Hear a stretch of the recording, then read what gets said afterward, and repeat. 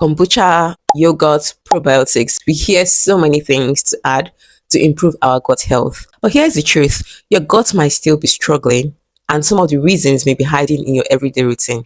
Hi, I'm Gloria. I'm a pharmacist, and on this channel, I share things about weight loss, gut health, and women's health. If you're a returning subscriber, thank you so much for your support. And if you're new here, thank you for stopping by. I hope today's video leaves you with something you can act on straight away. Don't forget to like this video and hit the subscribe button. Before we get into it, I would just like to say that this video is purely for educational purposes. If you feel like something's off with your guts, I would advise that you speak to your healthcare provider for a more tailored support and advice. Right, so let's get straight into this video. The gut is sometimes referred to as second brain because it is connected to so many things in the body through the gut-brain axis. If you have an unbalanced gut, it could lead to things like diabetes, obesity, inflammatory bowel disease. In this video, we'll be talking about 5 things that you're probably doing that you don't know that is affecting your gut health. The first on our list is chronic stress. Have you ever been so stressed out and your stomach feels off?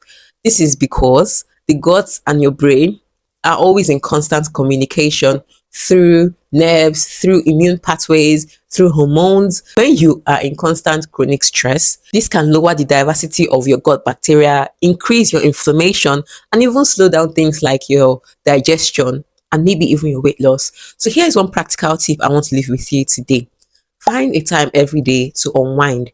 This can be 5 minutes of journaling, 10 minutes of taking a walk without your phone, just taking a deep breath right before you go to bed. It's not about eliminating stress because hello, this is life. You might not always get rid of stress because, it's all part of life. But find a way to break that signal of always being in constant stress to your gut. The second on our list is overuse of certain medications.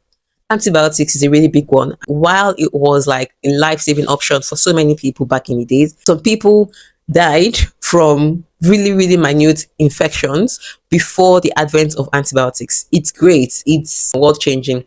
But then using antibiotics doesn't just kill off the bad bacteria. They also wipe out the good ones as well. Here is another medication most people miss. Those acid-reducing tablets that you take for stomach acids like omeprazole or other medications in that proton pump inhibitors. Studies have shown that they reduce the stomach acid so much to the point that harmful bacteria are now able to thrive in your gut. Another medication can be the NSAIDs. These are painkillers like ibuprofen, diclofenac, and the likes of them.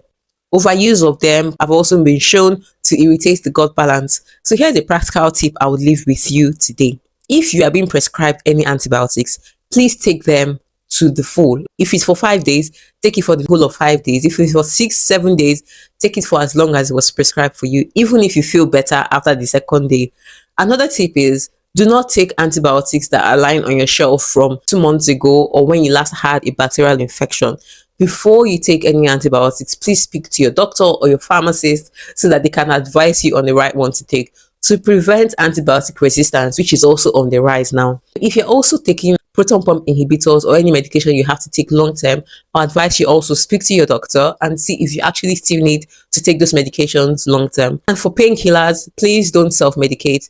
Always, always, always speak to your healthcare provider before you start to pop any medication. The third on our list is ultra processed foods. Now hear me, you cannot completely kick them out of your diet. You can if you want to, but it's almost impossible because they are everywhere and they are here to stay. Here's one thing I want you to know. It's not just the fact that ultra processed foods have no nutrients. It's also the fact that sometimes they contain additives that can disrupt the gut's natural balance. Some additives like emulsifiers, gums, hydrogenated oils, all these things that make these products last longer are actually harming you. The one that even shocked me when I found out was like, all these drinks that they market as low sugar or no sugar, but then when it says them, they're really sweet. They contain artificial sweeteners. Studies have shown that some of these artificial sweeteners actually disrupts the gut microbiome. For example, sucralose, saccharin, aspartame, and I don't even know if that's the right pronunciation, but you get what I'm trying to say.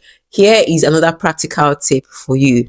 If you cannot completely avoid ultra processed foods, I would advise that before you buy anything in the stores or in the supermarket, look on the back on the ingredient labels. If it has too many ingredient labels, please drop it. Try to pick items that have very minimal ingredients in their most natural states as much as possible. You can also swap one ultra processed food for things that are high in fiber. For example, you can have banana and peanut butter, you can have hummus and carrots, you can have apples and peanut butter.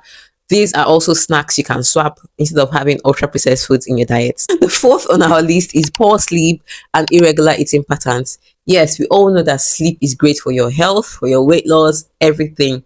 But then when you're having an irregular sleep pattern, it can disrupt the gut's natural circadian rhythm. I'm talking about having inconsistent sleep, late nights, and just eating at any given time. This can also disrupt your gut because our gut likes to, have regular patterns that it can easily follow. As much as possible, try to sleep around the same time and try to eat around the same time every day. Watch how I said around the same time, not at exactly the same time, because we all know that perfection is just a myth. You cannot say you want to eat your breakfast at 7 a.m. every single day, but just try to eat around that same time, something that you're already used to. Go to bed and wake up around that same time. That would even easily help you to build a routine for whatever you want to do, your weight loss or anything. The last but not the least tip I want to talk about is eating a low fiber diet. In the weight loss industry, protein is talked about so much. Like, protein is that girl. Everyone aims to have 100 grams, 150 grams of protein per day, but people don't actually talk about fiber as much as it should be talked about. Study has shown that fiber is the main food for your gut bacteria. Some fiber sources, like the dietary fiber, is what your gut bacteria feeds on. And when you have, you're not eating enough fiber, the bacteria starts to feed on your gut lining. And then it could lead to things like leaky gut or inflamed bowels. Here's what happens when you don't eat enough fiber. Your gut lining can become impaired. Your gut diversity reduces because when the good bacteria doesn't see any fiber to feed on, some of them die because there's nothing for them to feed upon, despite you eating like a lot of high fat food or high protein food. But once your fiber is missing, your gut bacteria is crying. Next week, I'm going to show you exactly how you can hit your fiber goals and different types of meals where you can get your fiber without having to break the bank or without having to completely change your diet. You can add 5 grams of fiber here, 10 grams of fiber, and before you know it, you're hitting your daily targets of fiber in a day. These are just few examples. Of course, there are more, but I just wanted to hammer on this 5. Please leave a comment down below if any of these tips were helpful to you and if there's any one you're going to start to focus on from today. Don't forget to like this video and hit the subscribe button if you haven't. Thank you so much for your support and thank you for watching till this point. I have also linked the references in the description below for you to read the studies for yourself. Remember, gut health isn't about perfection. It's about making an improvement every single day. I hope to see you in the next one. Bye, guys.